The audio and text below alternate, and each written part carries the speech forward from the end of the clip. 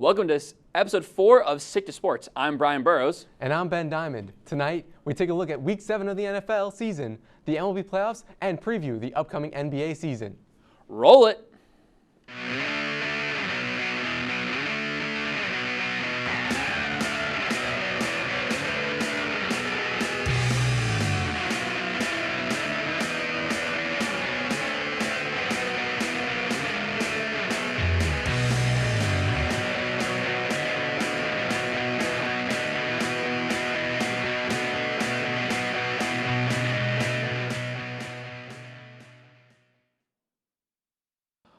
Although the Kansas City Chiefs may not look like the Chiefs from previous seasons, they still managed to find a way to get it done week after week, beating the Chargers 31-17. After losing in Week 1 to the Lions, the Chiefs have won 6 straight games and now sit alone at the top of the AFC. Chargers had no answer for Patrick Mahomes and Travis Kelce. Mahomes throwing for over 400 yards and 4 touchdowns. Travis Kelce catching 12 balls for almost 180 yards and a TD. Ben, now that they're on a roll, can any team stop this Chiefs offense? I mean, this was an impressive showing from the Chiefs. As you said, we haven't really seen this Chiefs team play like this since last year, as you said. But then again, the Chargers defense is not a top defense in the NFL. We're talking about maybe middle towards the bottom of the league. We're looking in there in LA. But then again, 400 plus yards of passing for Mahomes, and as well as Kelce almost getting 200 yards receiving. That's very impressive. This is the first real outburst we've seen. And I think a game like this could wake the sleeping giant, so this offense could start getting something going, especially if they keep this rolling. No, and I think exactly what you say. And if they finally have that number 2 receiver, too, in Rashee Rice. You saw in Week 1, Kadarius Toney kept having those drops, which was like, and people were like, who's behind Kelce? Who are they going to? Well, Rashee Rice, 13 catches for 165 in the last 3 games. And he's starting to trust those other weapons. Kadarius Toney is finally getting that trust. MVS, Christian Watson, Isaiah Pacheco out of the backfield. And also to add to this, their defense has been stepped up this year a lot compared to past years. They haven't allowed more than 20 points this entire season. So combination of more weapons Mahomes is trusting and the defense is definitely going to make this team very, very hard to stop. Yeah, I mean, they're unstoppable already, so adding more weapons will certainly not be harmful to them. This season has not been kind to the New England Patriots as they have underperformed and have been riddled with injuries on both sides of the ball. However, that did not stop them from defeating a Super Bowl contending team, the Buffalo Bills, 29-25. Mac Jones was extremely efficient, completing 25 of 30 passes. The Patriots brass stuck with their guy, and it yielded a stunning result.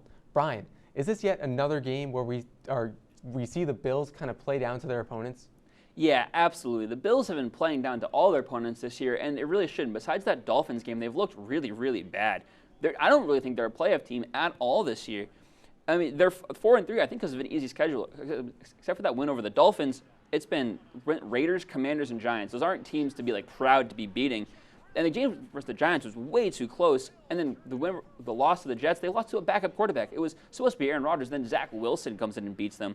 This game was embarrassing for Josh Allen. He was under a lot of pressure but it was a lot of stupid throws. The pick on the first game was straight to it. The first play was straight to a defender. If they sneak into the playoffs somehow, it's going to be a first-round exit. Yeah, I mean, I agree. I mean, the Bills still play the Jets a second time this season. They also have the Bengals, the Chiefs, as we just talked about, the Eagles, and the Cowboys in this final stretch of the season. I mean, we're getting towards the halfway point. In the last half of the season, they play 4 contending teams that could go to the Super Bowl. That's huge. If they're playing like this against the Patriots, what will we see in games when they face the Chiefs, when they face the Eagles? We're really seeing right now the Bills might not be able to hack it come January. The Cleveland Browns went into Indianapolis on a high after beating the San Francisco 49ers the week prior, but the Colts weren't going to let the Browns get away easy. In one of the highest scoring games of the season, the Browns snuck out the win 39-38. What was lauded as one of the best defenses in football this year, the Browns allowed 456 yards of offense to the Colts as the team dealt with more injuries to Deshaun Watson, Denzel Ward, and Jerome Ford. Ben, are the Browns for real this season, or are they early season frauds? I mean, I'm inclined to think that they're for real. I mean, if you're winning games when your backup PJ Walker he's not playing it's not like he's playing elite and he's in and Deshaun Watson's not and he's making a huge difference. But I mean, he's throwing less than 200 yards a game, throwing an interception against the Colts yesterday, and they still found a way to win, even with their top defense being underperforming like way more than we've seen. I mean, as you said, they just beat the 49ers last week. So to have them then underperform against the Colts team with their backup quarterback in Gardner Minshew, I think that speaks volumes about where this Browns team could go later in the season.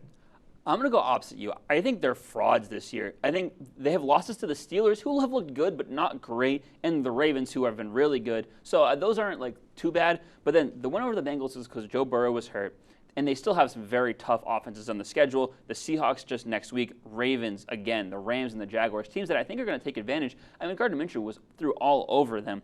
And if they can't stay healthy, I don't think P.J. Walker is going to get them very far. Yeah, I agree. I think they need Deshaun Watson to really go far. But heading into Week 7, the matchup between the Ravens and the Lions looked like it would be an offensive masterclass on both sides. The Ravens, however, had other plans, as Lamar Jackson played his best football of the season, collecting 357 passing yards and 3 touchdowns in the 38-6 rout of the Lions. This is the same Ravens team that lost 17-10 to the Pittsburgh Steelers just 2 weeks prior.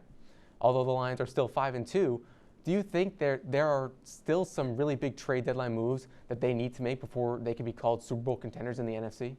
Yeah, I think they should make a couple moves, especially in the secondary. They have been good, but yeah, we mentioned their defense, especially this week, really let them down, and the offense wasn't great either. But I think they need help on the back end, corners and safeties, maybe even a linebacker. But if you look around the league, players that are available, Dante Jackson from the Panthers, the Giants, Adoree Jackson, Darnay Holmes could both easily be players acquired. On safeties, Budda Baker, Justin Simmons, bigger name players who can make a very big impact in that secondary. They control all of their draft picks this year, and then they have the Vikings starting 4th from that T.J. Hawkinson trade last year. In 2025, it's the Eagles. They have the Eagles 4th, 6th, and 7th, and their own picks. So they have the capital to do it, and there's some good players out there that could really improve that and put them over the top. Yeah, I mean, I really like the Lions, but as you said, they do need those pieces, especially on defense, and that was apparent against the Ravens. But I mean, Lamar Jackson, a healthy Lamar Jackson, very, very scary for the NFL. I mean, he won MVP when he, like years ago, it feels like years ago. It was like 5 years ago. And if he can get back to that form, I mean, the NFL might need to look out for the Ravens in the playoffs. We're going to take a quick break. When we come back, we'll continue our talk about Week 4 of the NFL season and get into some MLB playoffs here on WTOP 10.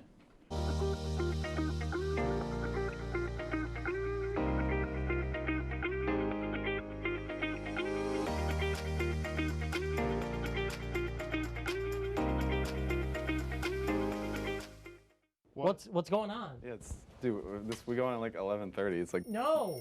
What do you mean no? It's 10:30.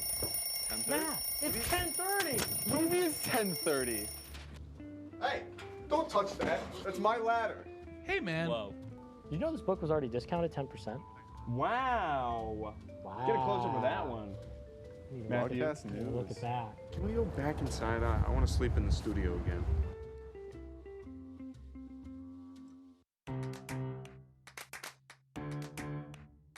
We'll deep dive into our feelings in our Real Talk segment. Stay tuned because it's about to get real.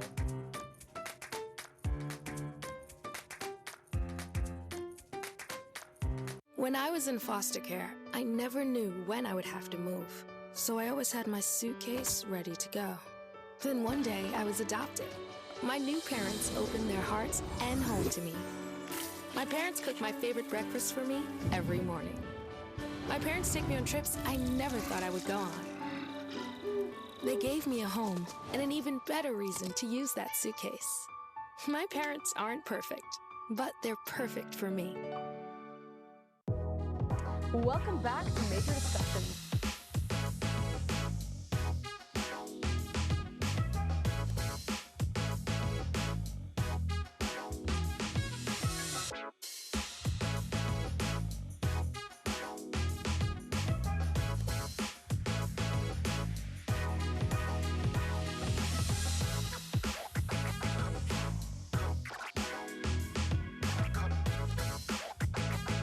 Welcome back to Sick to Sports.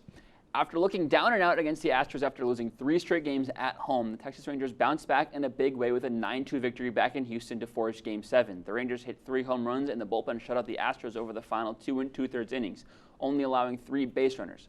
Ben, who's headed to the World Series, and as an update, the Rangers are up 10-2 in the bottom of the 7th in Game 7. Yeah, we got live game going on right now. I mean, the Rangers, the offense, this is exactly what they needed from them. They got Max Scherzer. He has been great this year. He's been out for majority of the season, especially down the stretch. You didn't know what you were going to get from him. They needed just a little bit just to get to the bullpen, and they got enough. And that's by the help of the offense. Corey Seager finally turned it on. He hit that home run in the first inning, get that rally started to score 3 runs in the first, and that's exactly what the Rangers needed. And they've taken it, and they're rolling. Can they continue that? We'll see if they can close out this game. It's got to take a little bit of time, but they need to close it out now. Yeah, and knocking out Christian Javier in the first inning was huge. He'd been rolling. To get him out of the game is huge. I know they went to Hunter Brown in the second inning after the bullpen. He's a really young player, not a lot of playoff experience, so it's very easy to get to him. So the Rangers did exactly what they needed to do. It looks like they're headed to the World Series. Yeah, and the NLCS, the Arizona Diamondbacks have forced Game 7 against the Philadelphia Phillies in improbable fashion. The 84-win Diamondbacks are 1 win away from the World Series. A collective effort in Game 6, headlined by a strong start from Merrill Kelly, gives Arizona some momentum heading into Game 7. Brian, which of these teams is going through to the World Series? Give me the Phillies. Ranger Suarez looks like to be on the bump for Game 7. He has been so good in the playoffs. He was dominant in that Game 3, I believe, and he's been just so good. This Phillies team is red hot. I know they lost tonight, but Schwarber and Harper have been killing the ball. Monster home runs out in Arizona. In Philly, playoff atmosphere, give me the Phillies. Yeah, I'm going to have to disagree. Right now, I feel like the Diamondbacks are in prime position.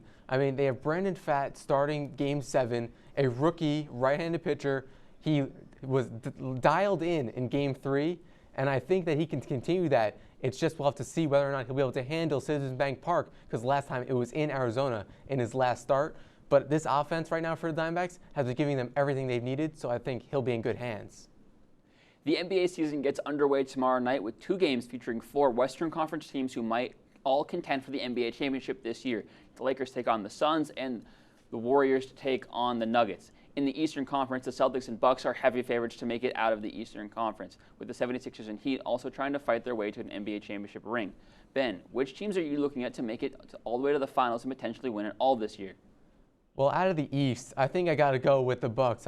They're plus 400. We're looking at a team that's only getting better just over time. I feel like every year we talk about, Giannis, we talk about Chris Middleton, we talked about Drew Holiday now with the Boston Celtics, but I still feel like even without Drew Holiday, the addition of Damian Lillard is absolutely huge, and I think I'll get more into it in our next segment as well. But this Bucks team not only has probably the chance of one of the greatest duos in history, but has a really good supporting cast as well. We talked about, I just said, like Chris Middleton, Brook Lopez, Jay Crowder, Pat Connaughton, a ton of players on that bench as well that could help this Bucks starting lineup. In the West, the Suns, I think a 2021 Finals rematch is in the works. The big 3, Beal, Booker, and Durant, could definitely take this team to the finals. And I think Nasir Little, Yuta Watanabe, and Yusuf Nurkic off the bench as well. Good role players right there. Surprise teams in the East, Cavs and Knicks, possibly. 2 young teams that had some success last season. And in the West, the Pelicans. With a healthy Zion, I think this team could go far.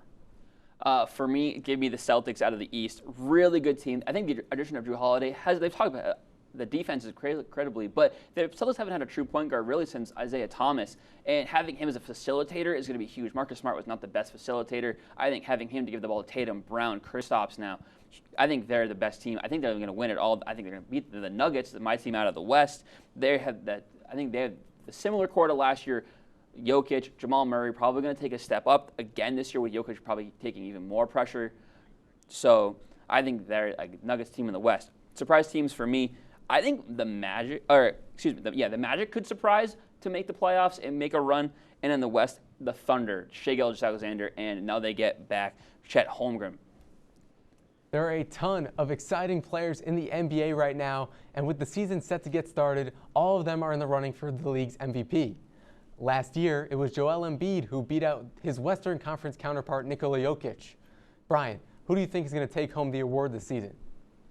Give me Jason Tatum. I'm going straight back to the Celtics, but I think the biggest thing is the players they put around him. I mentioned Drew Holiday and Kristaps Porzingis in the last segment, but I think the biggest thing for him is sharing the ball. His assist numbers, he had less than 5 assists last year. With more players to facilitate the ball, too, those numbers will go up. He was almost 9 rebounds a game, 30-point per game scorer. He's still a ball-dominant player. I think close to 30 points again, maybe even a double-double for rebounds, and the assist numbers are going to go way, way up. I think and Celtics' success will help his cause as well. Players to watch, though. Devin Booker, even though with KD and Beal, I think he'll be the star of that team. De'Aaron Fox, if the Kings play well.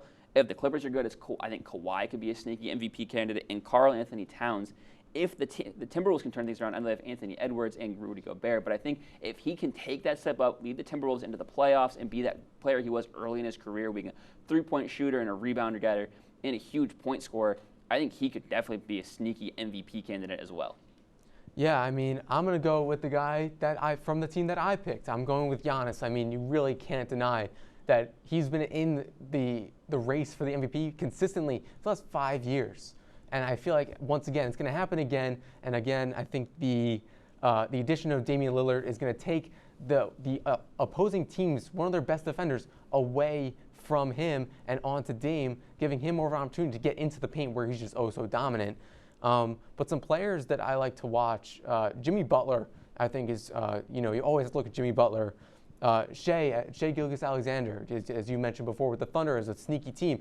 He was averaging around 30 points per game last season, and he still didn't win. But that's because the Thunder weren't as good and the 76ers were. And my final one, Donovan Mitchell. Donovan Mitchell, I feel like he goes a little bit under the radar, but the Cavs team, he's still young, still improving. I think he'll be able to lead them back to the playoffs and maybe even further than he did last season. We're going to take a quick break, and when we come back, Brian will be joined by one of our producers, Alex Brooks, here on WTOP 10. I know kids worry about a lot of things. Getting enough food to eat shouldn't be one of them. Through a nationwide network of food banks, Feeding America serves virtually every community in the United States. See how you can help your community. Visit feedingamerica.org.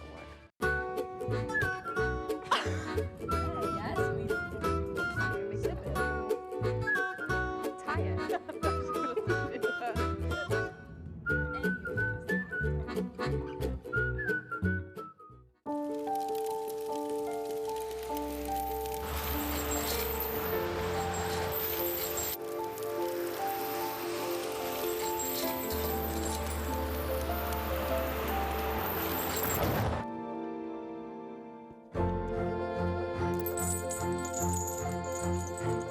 Did you know dragging chains can spark a wildfire? Only you can prevent wildfires.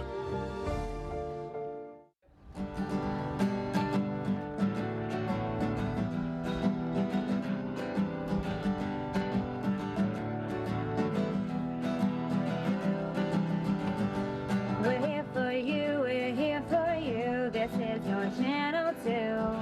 With sports and news and what to do, we're here for you. It's your TV, you're watching WTOP. Your TV, thanks for watching WTOP.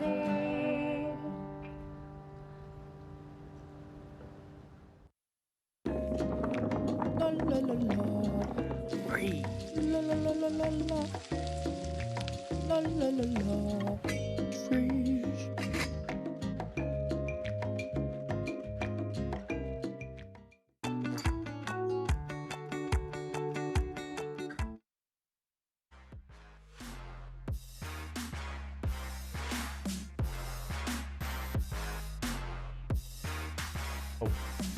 Welcome back to Sports. Joining me now is Alex Brooks, one of our producers. Alex, what do you have for us tonight? Thanks, Brian. It was an eventful Sunday of football capped off by the Philadelphia Eagles' 31-17 win over the Miami Dolphins on Sunday Night Football. The Eagles' defense was able to shut down Miami's high-power offense by allowing Tua and company to score only 10 points. With the result from last night, Brian, is this more about the Eagles winning or the Dolphins losing? I'm going to say this is more about the Eagles winning. I had some questions personally about how good the Eagles were. Their defense hadn't been really stepping up, but they stepped up in a big way this past week, and so did Jalen Hurts. Looked a lot better, 280 yards and 3 total touchdowns. I know he had that pick, but picks happen. A.J. Brown continues his dominance. He has been so good. I would put him maybe in the top 5 of receivers in the NFL right now. And I said the defense finally stepped up to under 220 yards, only 1 touchdown for a guy who had been throwing the ball over every other team. They only had 45 rushing yards as a team as well. I know the Eagles' run defense had really no questions about it, but to keep Raheem Mostert just completely on down, great. And the Dolphins can't beat half decent teams. The Bills, the Eagles seem to be kryptonite for them, but I think there's much more about the Eagles winning this game. Yeah, I agree, Brian. I feel like with the Philadelphia Eagles this season, they've always been tested. They've always gotten some adversity because all these teams were kind of like a cupcake schedule. They finally played a team that they could beat and people would be impressed by. The Eagles had Eli Ricks on Tyreek Hill, so an undrafted free agent making the most of his opportunities. I agree that it was the Eagles winning this one. Staying with the Birds of the brotherly love, the Eagles went out and traded for Titans All-Pro safety Kevin Byard this afternoon. The Eagles acquired Byard in exchange for a 2024 5th and 6th round picks, along with safety Terrell Edmonds. Brian, with the Eagles struggling in the secondary, how much does this improve their team moving forward? I think this is a major addition to the Eagles. Kevin Byard has been one of the better safeties in the league since his breakout year of 2017 when he got that first All-Pro. He got another in 2021, as you see right there on the graphic. But he's one of the best ball-hawking safeties in the NFL. Darius Slay and James Bradbury are going to feel the help from him so much because teams are going to be so much more scared to go over the top now with Kevin Byard back there. Their pass rush also is already so good for the Eagles. So now you're going to look at so many more coverage sacks when the takes them maybe a little more time to get that pass rush in Kevin Byard, and the back end's going to help so much. They were already only allowing 227 passing yards against per game, so this is just going to help that much more. The Eagles made a very good addition in this one. Yeah, I completely agree with this, Brian, because the Eagles' defense, prior to the Dolphins game, they allowed 24.7 pass completion and 1.7 pass touchdowns. And they also, their corners aren't really performing. They're underperforming Darius Slay, James Bradbury. So having the leadership of Byard, someone who's been here, and also a Philly native, it's gonna be really good for the Eagles going forward. From Philly to the Dirty Birds, Falcons rookie running back Bijan Robinson had one touch in Atlanta's walk-off 16-13 win against the Bucs. Number 7 was said by the Falcons that he had a headache which caused his very light workload. Brian, with questions circling around the league regarding this decision, will this serve as a distraction for Atlanta? I think it will. This is one of the weirder things we've seen in the NFL the last couple years. Personally, watching the game, I was confused, like, where's Bijan? Why is Algier getting so many touches? The team is being investigated by the NFL. You have to report an injury or an illness before the game. They didn't do that. They just kind of sat him without really giving a reason, and then after the game, so the league's investigating this. If this takes a while, it takes a couple of days while they're trying to practice, while they're trying to get stuff done heading into next week, this very much could be a big distraction. DraftKings also issuing refunds on any Bijan bet was very interesting to see. And another thing to tell you that this was kind of a mistake by the Falcons. Yeah, I completely agree with you what you just said, Brian. And also, like, this is a distraction that Atlanta doesn't really need. I mean, they're playing really good football, and they're also the Falcons just not commenting or like today was very strange. So this is going to be something that the NFL has to investigate moving forward if they want to just have their league be good. We're going to take a quick break here at Sick to Sports. Thanks once again for Alex for the fast break. When we come back, Ben, Alex, and I will head into extra innings. Don't go anywhere. You're watching Sick to Sports on WTOP 10.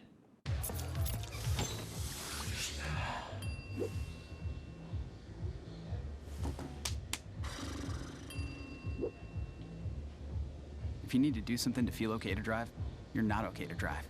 Don't drive buzzed. Shine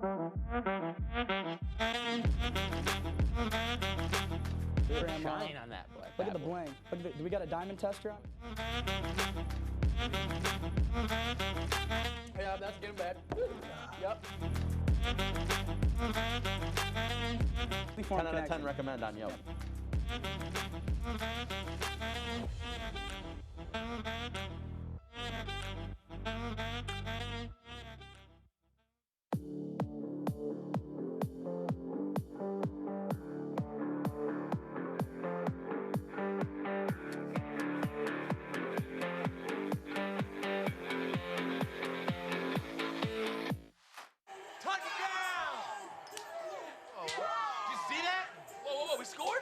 We're going to the playoffs. I can't believe I missed that. Every time I'm buzzed, I spend too much time on my phone. What? I should take your phone away. No. I'll call for a ride. Hey, why does my face look like that? I'm playing with these new face filters. Okay, you know what? Yep, that's mine. I'm gonna need that back. No. Kevin!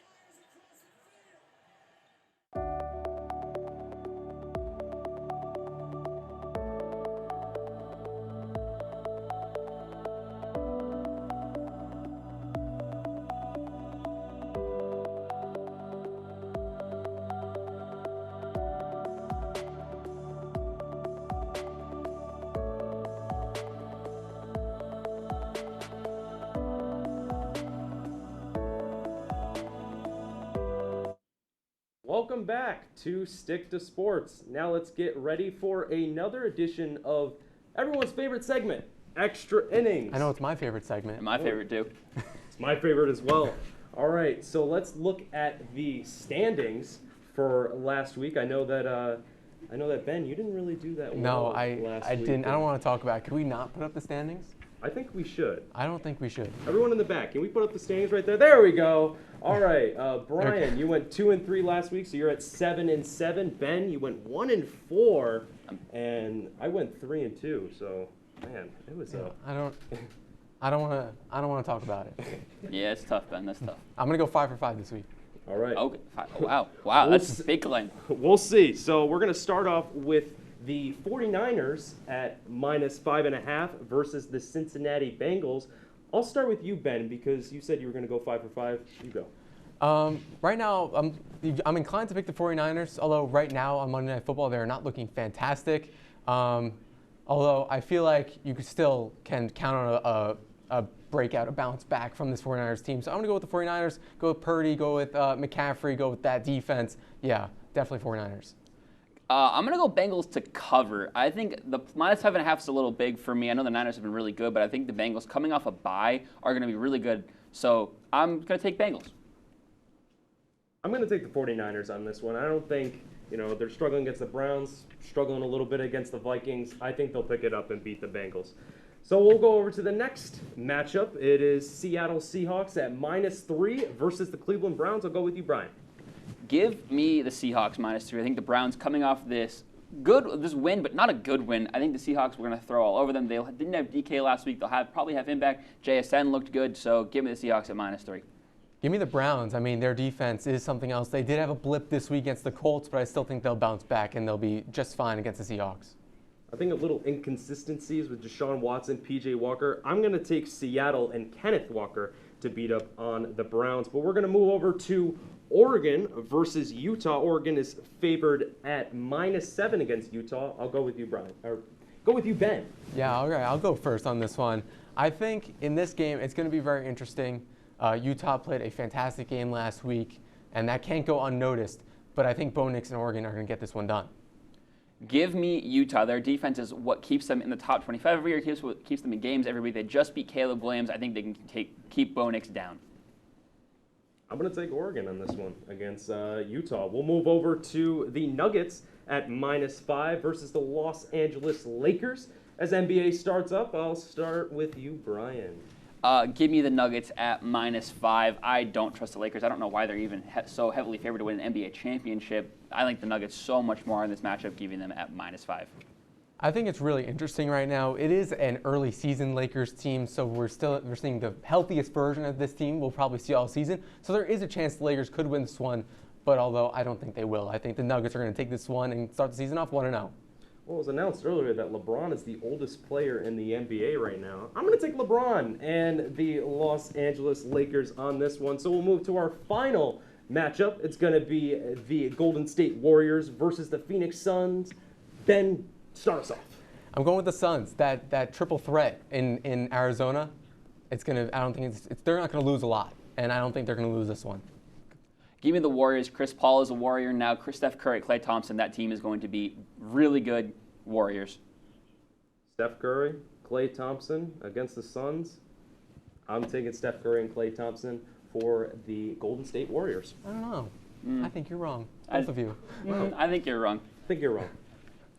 That's all the time we have on this episode of Stick to Sports. Huge thanks to Sam Keeney and the Creative Services team for the new intro video. Be sure to tune in next Monday at 10:30 right here on WTOP 10.